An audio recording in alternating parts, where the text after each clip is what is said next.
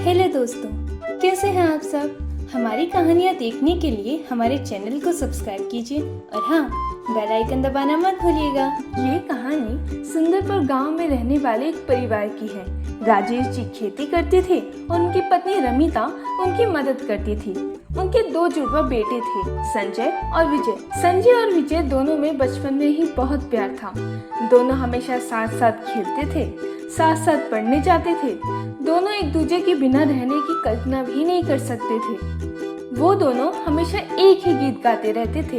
ये दोस्ती हम नहीं तोड़ेंगे, तोड़ेंगे हम मगर तो तेरा साथ न छोड़ेंगे। ये दोस्ती हम नहीं तोड़ेंगे, तोड़ेंगे तुम मगर तेरा साथ न छोड़ेंगे। हर काम दोनों की मर्जी से होते थे। समय बीतता गया। अब दोनों जवान हो चुके थे। दोनों ने ग्रेजुएशन एक साथ किया और फिर शहर जाकर दोनों नौकरी करने लगे। रविवार के दिन राजेश जी ने फोन किया।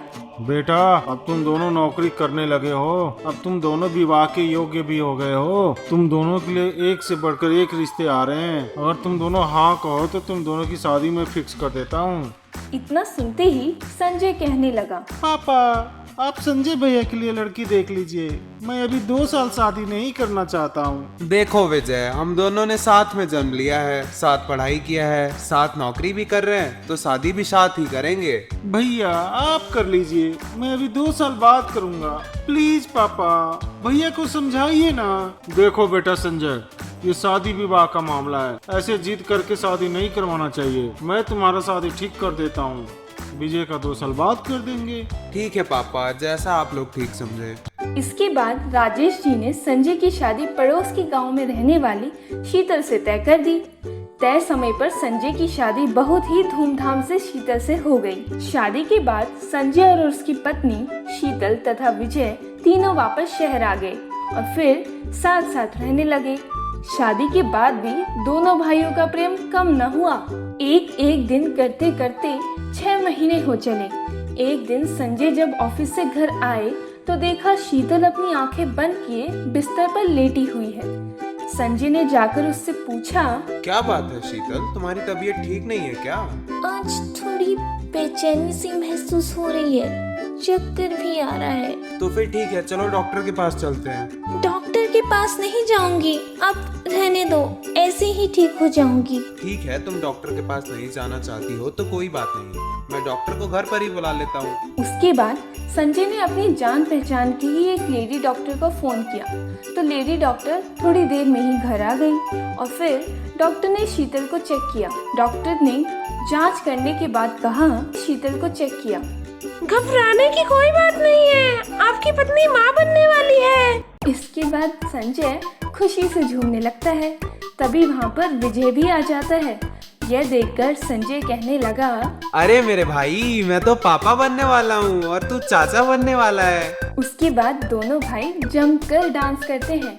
समय के साथ शीतल को संजय और विजय का प्यार आपस में खटकने लगा और वो संजय को ज्यादा व्यस्त रखने लगी। जैसे ही विजय को देखते किसी न किसी बहाने से संजय को बुला लेती और धीरे धीरे संजय के मन में विजय के प्रति जहर घुलने लगी। संजय उसे समझाने की कोशिश करता तो खाना नहीं खाने की धमकी देने लगती और कहती, आपको क्या पता, विजय आपके पैसों पर ऐश कर रहा है। उसने अपना बैंक बैलेंस भी बढ़ा लिया है। अब हमारा परिवार बढ़ रहा है तो खर्चे भी बढ़ेंगे ना। कब तक उसको इस घर में आप रहने दोगे? उसको आप क्यों नहीं कहते कि जाकर अलग रूम ढूंढ ले? और दिन रात इस तरह की बातें सुन संजय के मन में भी असर करने लगी और एक दिन तो उसने विजय को अपने पास बुलाया और कहा, देखो विजय, अब तुम अपने रहने के लिए अलग व्यवस्था कर लो। भैया, मेरे से क्या गलती हो गई जो आप मुझे इतनी बड़ी सजा दे रहे हो? मैं आपका छोटा भाई हूँ। अगर कोई गलती हो गई है तो मुझे 2 थप्पड़ लगा दो, लेकिन इस तरह अपने से दूर मत करो। मैं आपके बिना नहीं रह पाऊंगा भैया, प्लीज ऐसा मत करो।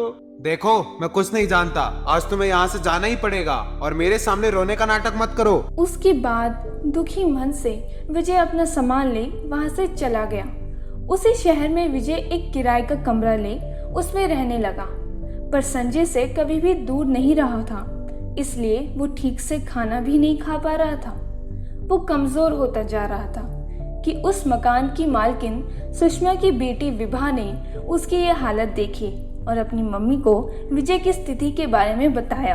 माँ, वे अपने किराएदार विजय जी है ना, मुझे लगता है कि वे ढंग से खाना पीना नहीं खा रहे हैं, जिसकी वजह से काफी कमजोर हो गए हैं। ठीक है, जाओ जरा विजय को बुला कर लाओ। जी मम्मी, अभी बुला कर लाती हूँ। उसके बाद विभा विजय के रूम में जाती है और कहती है, विजय जी, मम्मी आपको बुला रही है।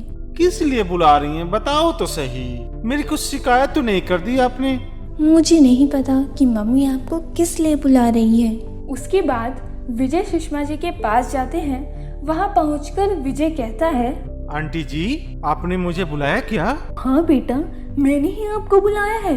मेरी बेटी कह रही थी कि आप समय पर खाना नहीं खा रहे हैं और आप काफी दुबले पतले हो गए हैं। बेटा, आप इसे ही अपना घर समझो। अगर कोई दिक्कत है तो मुझे बताओ और आज के बाद आप मेरे यहाँ खाना खाना। उसके बाद विजय सारी बात बताता है। विजय की बात सुनकर सुषमा जी कहने लगती हैं, बेटा, जो हो गया उसे बदल तो नहीं सकते और कब तक रो रो के अपना समय गुजारोगे। अब आपको पिछली बातें भूलकर भविष्य के बारे में सोचना चाहिए। समय किसी के लिए नहीं रुकता है, हमें समय के साथ चलना पड़ता है, नहीं तो फिर बाद में पछताने के अलावा कुछ नहीं बचता है। इसलिए मैं कहती हूँ कि आप खुश रहना सीखो और जीवन जीना सीखो। ठीक है आंटी जी, आप जैसा कहती हैं मैं वैसा ही करूँगा। उस दिन के बाद विजय सुषमा जी के यहाँ खाने खाने लगा और जब भी विजय उदास होता तो सुषमा जी उसको समझाने लगती। धीरे धीरे विजय उस परिवार में घुल मिल गया। विभा से बातें करने लगा विजय। समय के साथ दोनों एक दूसरे के बहुत करीब आ गए थे। एक दिन जब विजय खाना खा रहा था तभी सुषमा जी कहती हैं, बेटा, आपके मम्मी पापा कब आ रहे हैं? मुझे कुछ जरूरी बात करनी है। आंटी जी, अगले हफ्ते आ रहे हैं मेरे मम्मी पापा। ठीक है बेटा, मुझे उनसे कुछ बहुत जरूरी बात करनी है। एक हफ्ते बाद विजय की मम्मी पापा विजय के पास आते हैं और उन्हें देखकर सुषमा अपने यहाँ बैठती है और कहती है, भाई साहब, मुझे आप लोगों से कुछ मांगना है, मना मत कीजिएगा। जी बोलिए, क्या? मैं अपने बेटे के लिए आपके बेटे का हाथ मांगती हूँ। अरे, आपने तो मेरे मुंह की बात छीन ली। हम दोनों इसी बात के लिए तो यहाँ पे आए थे। उसके बाद घर वालों की रजामंदी से दोनों का विवाह तय हो गया। वहीं दूसरी तरफ शीतल ने एक खूबसूरत सी बेटी को जन्म दिया, पर बेटी के जन्म के बाद से उसके सर में अचानक से दर्द हुआ और उसे लकवे का अटैक आ गया। अब संजय बहुत परेशान रहने लगा।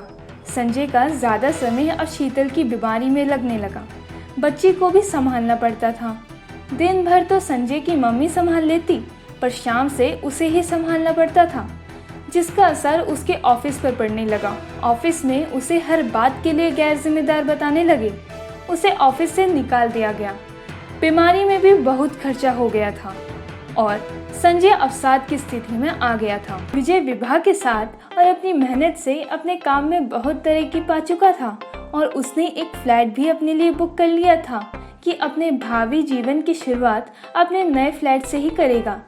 विजय अपना विवाह अपने भाई के बगैर नहीं करना चाहता था। रविवार के दिन हिम्मत कर विजय संजय को निमंत्रण पत्र देने जब उसके घर पहुंचा तो संजय को देख उसकी आंखों में आंसू आ गए। फिर वो अपनी भाभी और भतीजी से भी मिला और कहा, ये क्या हाल बना रखा भैया? अगर आपको कुछ भी परेशानी हो तो मुझे भी तो बता सकते थे। क्या मैं आपके लिए इतना पराया हो गया? मैं कोई अलग नहीं हूँ। भाभी को अच्छे हॉस्पिटल में एडमिट करेंगे और बच्ची को कुछ समय के लिए विभा और उसकी माँ ख्याल रख लेंगे। संजय की आंखों से आंसू बहने लगे। वह कुछ कहने की स्थिति में ही नहीं था। विजय ने एक हॉस्पिटल में बात कर भाभी को एडमिट करा दिया। अब शीतल की स्थिति में सुधार आने लगा। डॉक्टर ने फिजियोथेरेपी कराने की सलाह देकर शीतल को घर भेज दिया। विजय ने एक अनुभवी फिजियोथेरेपिस्ट को शीतल के लिए लगा दिया और 24 घंटे देखरेख के लिए एक नर्स की भी व्यवस्था कर दी। 2 दिन बाद ही शादी थी। बहुत ही साधारण तरीके से अपनों के बीच विवाह संपन्न कर विजय विवाह को अपने फ्लैट की जगह संजय की बच्ची के साथ सबसे पहले शीतल के पास लेकर गया आशीर्वाद लेने। उन्हें देख शीतल में न जाने कहां से ताकत आ गई और वो उठकर बैठ गई आशीर्वाद देने के लिए। संजय के लिए ये समय बहुत खुशी का था क्योंकि बेटी के जन्म के 6 महीने बाद शीतल को आज पहली बार बैठता देख रहा था। विभा ने कहा, अब आपको चिंता करने की कोई जरूरत नहीं। अब आप फिर से अपने काम पर ध्यान दीजिए। घर का और भाभी और भतीजी का ध्यान मैं रख लूंगी। शीतल को अपने किए पर बहुत पछतावा हो रहा था। दोनों की आंखों से निरंतर आंसू बही जा रहे थे। शीतल ने दोनों हाथ जोड़ रखे थे, जिसे देख फिजियोथेरेपिस्ट भी आश्चर्यचकित था कि उसके दोनों हाथों में जान कहां से आ गई। ये अपनों की ताकत थी। दोस्तों, अगर आपको ये कहानी पसंद आई हो तो चैनल को सब्सक्राइब कर लें, बेल नोटिफिकेशन दबा लें और कमेंट करके ज़रूर बताएं कि आपको कहानी कैसी लगी। धन्यवाद।